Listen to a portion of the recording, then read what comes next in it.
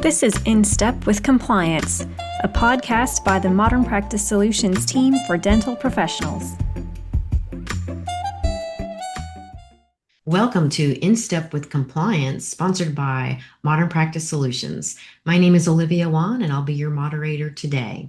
We really appreciate our very own Brenda Thornburg putting together today's episode on the topic of We Are Heating Up the Conversation Now. We're going to talk about fire safety in a dental office. So Brenda, please help us kick off the show. Absolutely, Olivia. Thank you. So why is it so important that we have a fire safety plan? All we need to do is just look around in our dental practices. Common materials used in dentistry, such as gauze packs, cotton rolls, latex gloves, mouth masks, paper drapes, they're all obvious sources of fuel for a fire. Not to mention isopropyl alcohol, lamps and Bunsen burners, X-ray films. While not flammable themselves, oxygen and nitrous oxide significantly increase the risk of fire when present with other flammable materials. So the other side to this conversation is how we're storing our flammable materials. They need to be stored in designated containers and following proper handling procedures. It's critical to preventing fire hazards, as is having your hazard communication plan in place to educate and protect your team members. Another big part of this role is having your safety data sheets and proper labeling. It's essential as part of your fire safety plan and protecting your team. They provide important firefighting measures in case a chemical fire should start. Dental offices use many different chemicals with fire hazards ranging from explosive and flammable to simply irritative characteristics. And let's not also forget all the water lines running in proximity with electrical lines in your dental units and equipment. Regular inspection and maintenance of electrical cords, outlets, and dental equipment is essential in preventing overheating or sparking. You bring up a lot of good points, Brenda. I appreciate that you mentioned the safety data sheet collection. There's a section in the sheets that are dedicated to this very thing, understanding the fire hazards. Is it flammable? And we've all been in dental practices and seen candles burning and things to that nature. How are we protecting that dental practice from fire? And I have worked with a couple of groups that actually experienced devastation from a fire in a dental office building. So this gets pretty serious. And I wanted to share with our listeners an experience that occurred back in, it was published in 2016. And the report was of a patient fire during dental care.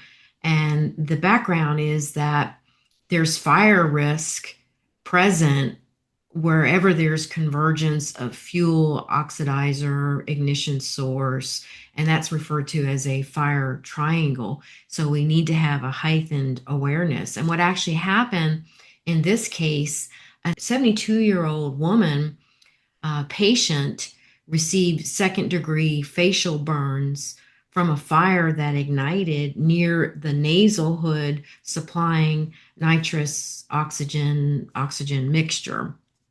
And they presumed that the ignition source was from the heat that was generated during the preparation of a titanium post with a high-speed carbide irrigated burr. And the patient was transferred to a local emergency room at a hospital and then discharged after possible pulmonary complications were ruled out. She did have second-degree burns. So I think this topic, Brenda, is very timely in discussing it with our practices and making sure we have the right OSHA compliance plan. So Caitlin, would you speak about fire safety plans and what has to be in them? Yeah, so OSHA requires that if your practice or your business has 10 or more employees, you need a written fire prevention plan or emergency action plan. If you have 10 or fewer employees, you don't need to write down the plan, but you do need to communicate it orally. There's a couple items that should be in the plan and a couple of steps we should take generally to be prepared for an emergency situation such as this. A couple steps we should be taking regularly are evaluating and maintaining our fire alarms, smoke detectors, carbon monoxide detectors, if that's something your facility has, ensuring that our fire extinguishers are appropriately placed, making sure our emergency backup lighting is appropriate and functioning, and having a plan for who will call 911 in case of an emergency. It's easy to think that this is something someone else will do, so we want to decide ahead of time who is in charge of this task. Additionally, establishing a designated safety point outside the building where employees will converge in case of an emergency. And this information, in addition to a couple other items, should be included in that orally communicated or written emergency prevention plan.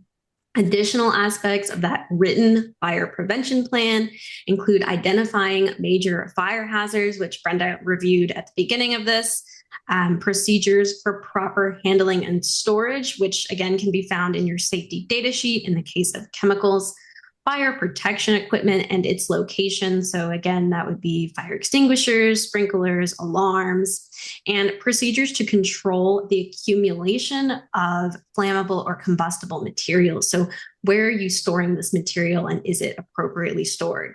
Of course, we also need adequate employee training. These plans are no good unless everyone knows what they say. And of course, designated personnel to both communicate this if you're communicating it orally and to manage this equipment and ensure proper storage.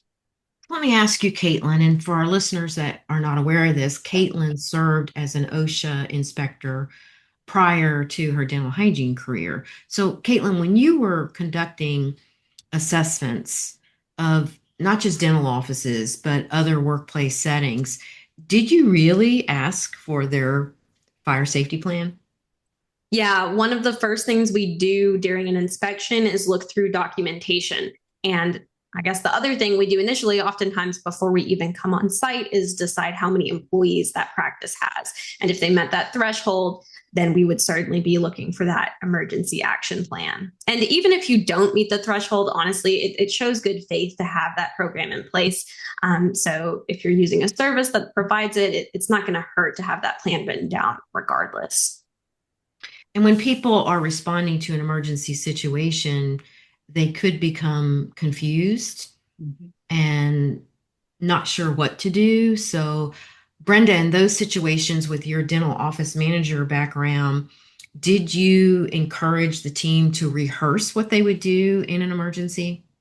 Absolutely. And that's a great point to bring up. We did little mock trainings on all those types of things. We did an emergency fire drill. We did an emergency tornado drill because the team, even though one person typically is responsible for making sure that all those policies and protocols are in place, the team quite often hadn't really been read through those or been fully briefed on those policies. So I think the little mini training sessions are so critical to every office, and you can just plan a mock chemical emergency. Let the team know you're going to do a lunch and learn, plan a mock chemical emergency, and see, does everybody know where is the safety data sheet? What does the safety data sheet tell us about that emergency?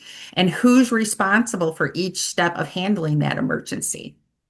So it's really not a matter of just getting the SDS and shoving it in a binder and placing it up on a shelf. We have to be familiar with it. Isn't that right? Yes. And the entire team needs to be familiar with it and what each of those safety data sheets has, the information that they have on them. Perfect. So when we're working with clients, we actually build out the fire plan, emergency action plan on behalf of the client if we're engaged to customize their policies. As Caitlin mentioned, whether they have 10 or more, which is the threshold, we build it out for all of the clients we're serving so that they have them. But the added piece is to make sure that we continue to review them, update them as necessary, and really show, how would you say, a seriousness to it that this can occur, that dental offices have burned down, Tornadoes have destroyed offices if that's what a possible emergency is. So it's really a serious topic. So I'm really thrilled that Brenda took the time to put this episode together. And we hope that you have enjoyed tuning in to this episode. We'll see you next week.